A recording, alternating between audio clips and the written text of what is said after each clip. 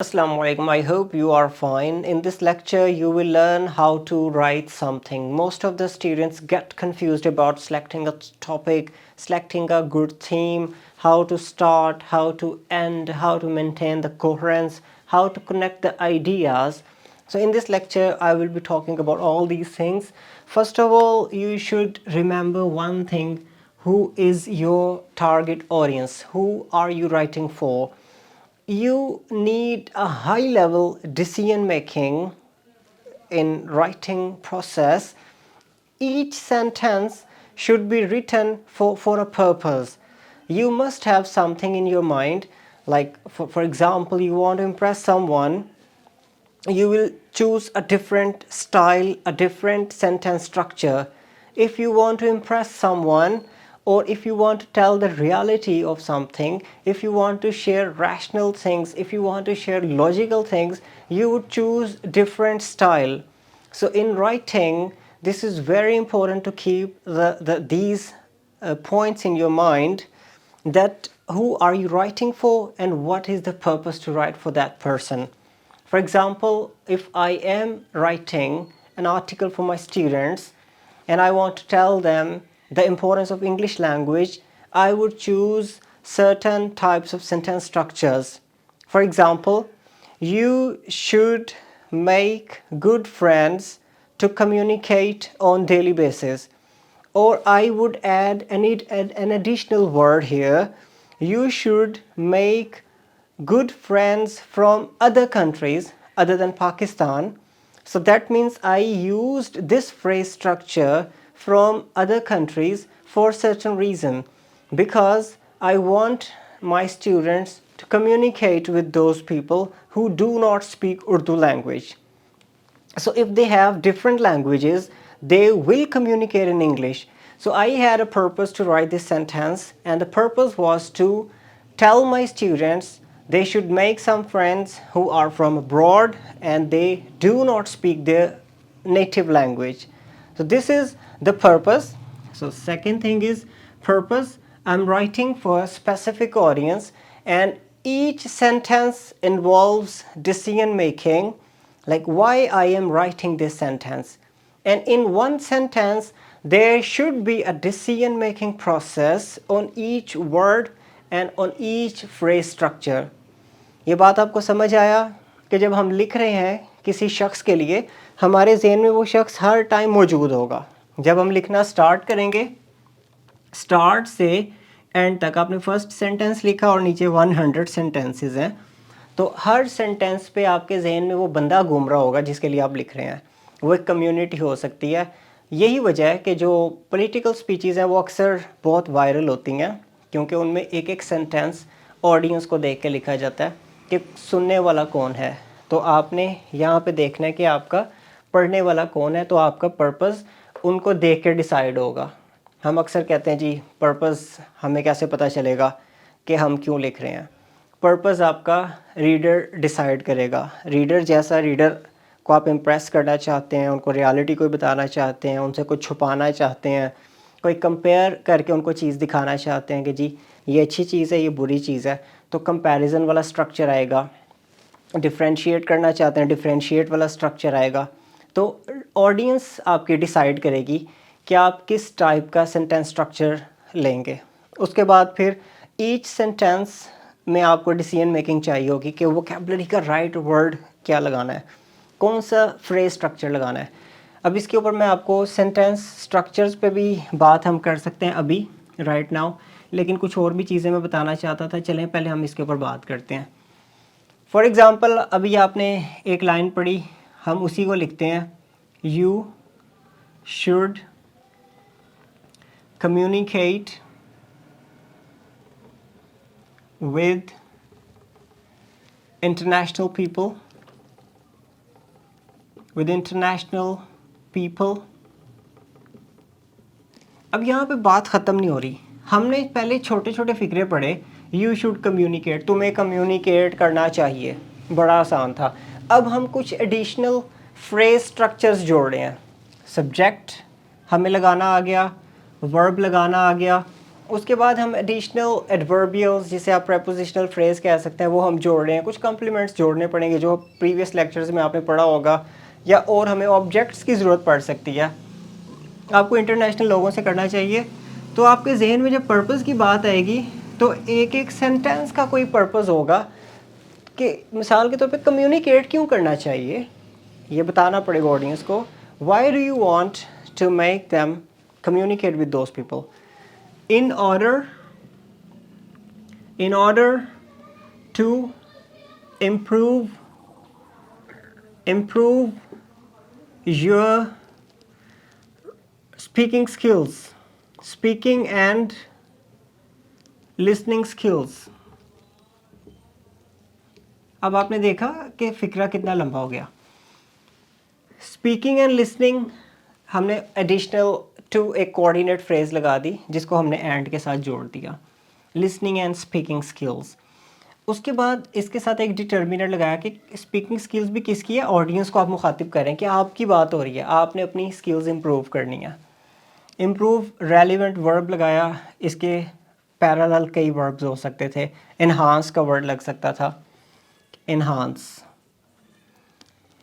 Different vocabulary words में आप फंस जाएंगे, आपको पता नहीं चलेगा कि मैंने फ़ैसला लेने की सलाहियत आपको यहाँ पे चाहिए होगी कि मैंने राइट वोकेबलरी का वर्ड कैसे चूज़ करना है, मैंने अपनी फ्रेज़ स्ट्रक्चर कैसे चूज़ करना है, मैंने किस बात को कैसे आंसर करना है. तो आपके जहन में जब आप लिख रहे हैं तो आपके जहन में सेंटेंस स्ट्रक्चर बनाते हुए 5 W's एंड 1 H भी होना चाहिए. उससे आप अपनी कम्युनिकेशन को और ज़्यादा स्ट्रेंथन कर सकते हैं, और ज़्यादा बढ़ा सकते हैं. क्यों? अब आपके जहन में ऑडियंस चल रही है तो आपके ऑडियंस तो पूछेगी how can we make these friends, कैसे बना सकते हैं. ऑडियंस एक और क्वेश्चन पूछ सकती है कि ये कहाँ मिलते हैं दोस्त. फॉरेनर्स से दोस्ती करना can be a hard task for Pakistani people, those who are living in specifically in these areas.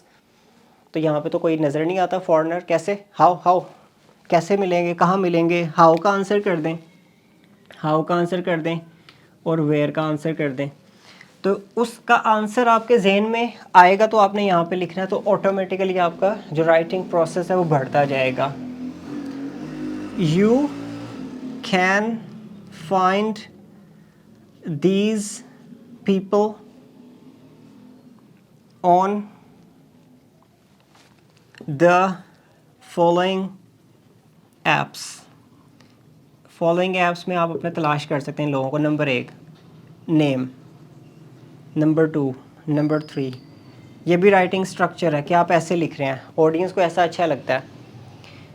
फिर आप फर्दर बताते हैं कि अब क्वेश्चन पैदा होता है कि आपने ऐड कर लिया, इनसे बात कैसे करेंगे, इनसे कम्युनिकेट कैसे करेंगे, how do we communicate with these people. Audience का जहन में था, ऑडियंस के क्वेश्चंस आते हैं कि जहन में कि ऑडियंस ये सवाल पूछ सकती है, ये सवाल पूछ सकती है, तो आप ऑटोमेटिकली जवाब लिखते गए. ये ऐसा ही है कि जैसे कोई आपके कान में विस्पर कर रहा हो ऑडियंस में से कि जी हमें ये बात का जवाब बताओ आप, तो आप खुद ही उसका जवाब लिख रहे हैं, आप लिखते जा रहे हैं. तो बाद में जब ऑडियंस पढ़ती है, ऑडियंस को लगता है वाओ ये तो मुझसे ही कम्युनिकेट कर रहा है. अक्सर ऐसा होता है कि जो इफ़ेक्टिव कम्युनिकेटर्स होते हैं, अक्सर टीचर्स हमारे जो बहुत अच्छी कम्युनिकेशन स्किल्स रखते थे, वो जब भी हमारे जहन में कोई क्वेश्चन पैदा होता था तो वो हमें लगता था कि हमारे सर ने आंसर कर दिया, आंसर सर कर देते थे. यानी कि उन्होंने सोचा होता था कि ऑडियंस के जहन में, मेरे बच्चों के स्टूडेंट्स के जहन में ये क्वेश्चन पैदा होगा, तो I have to address these questions. तो ऑटोमेटिकली अब कैसे उनसे बात कैसे करनी है. The easiest way to talk to them is you should choose those topics which are relevant to their countries. They like to talk about sports, they like to talk about weather, they like to talk about Trump politics if you found someone from America. So unki politics, if you start your conversation with a question like how about the baseball match, that baseball is their favorite, one of the favorite games, they play American football game है, बड़ी ज़बरदस्त है. तो वो उस topic को आप लें, क्वेश्चन से स्टार्ट करें। तो आपने ऑडियंस को यहाँ पे बता दिया कि you may start your conversation by asking a question that is relevant to their interest. Question भी कौन सा, that is relevant to their interest. अब ये चीज़ बढ़ रही है, ये लाइन देखें, you may start your conversation by asking a question that is relevant to their interest. अब क्वेश्चन स्टार्ट हुआ तो further stretch the conversation, expand the conversation by doing arguments and by sharing your own ideas, by sharing your own information about those topics which you have started. अब उन topics को आपने जिन्होंने start किया तो उनके बारे में जो इन्फॉर्मेशन आपके पास है वो भी आप शेयर करें। वेल द टीम फलां team did a good score, like जो भी आपके जहन में आता है, do anything whatever you like to do, topic start किया। उसके बाद कोहरेंस एंड कनेक्टिंग आइडियाज़, ये बहुत इंपॉर्टेंट है। स्टार्ट से एंड तक आपको इसमें high level decision making again involve होगी। अब ये ऐसा नहीं है कि आप कोई डिश पका रहे हैं तो उसमें चने भी डाल दिए, भिंडी भी डाल दी, आलू गोभी भी डाल दी, ऐसा वो it would be strange dish, कोई डिश कहलाएगी नहीं, कोई एक उसका नाम नहीं होगा। तो आपने बड़ा तरतीब से आइडियाज़ को कनेक्ट करना होता है, इररेलेवेंट चीज़ों को निकालना होता है।